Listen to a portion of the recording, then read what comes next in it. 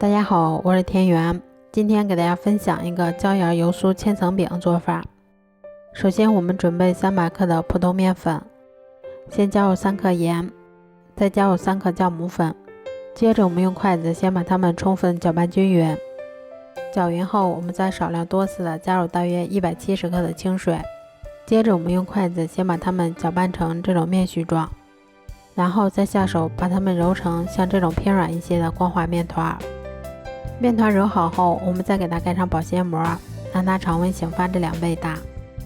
接着我们在小碗里面先准备40克的普通面粉，然后再加入5克椒盐粉，最后我们再淋入25克提前烧好的热油。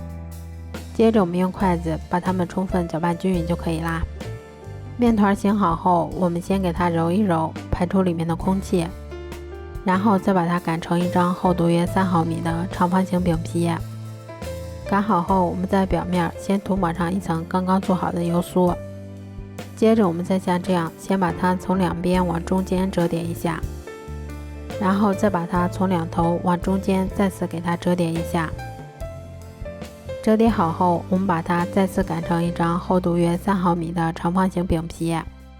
擀好后，我们在表面再给它涂抹上一层油酥，接着我们像刚才一样把它再次折叠起来。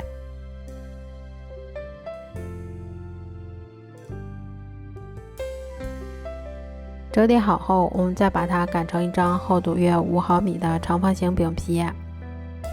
擀好后，我们再像这样把它切成长条的形状，这样我们的生胚就做好啦。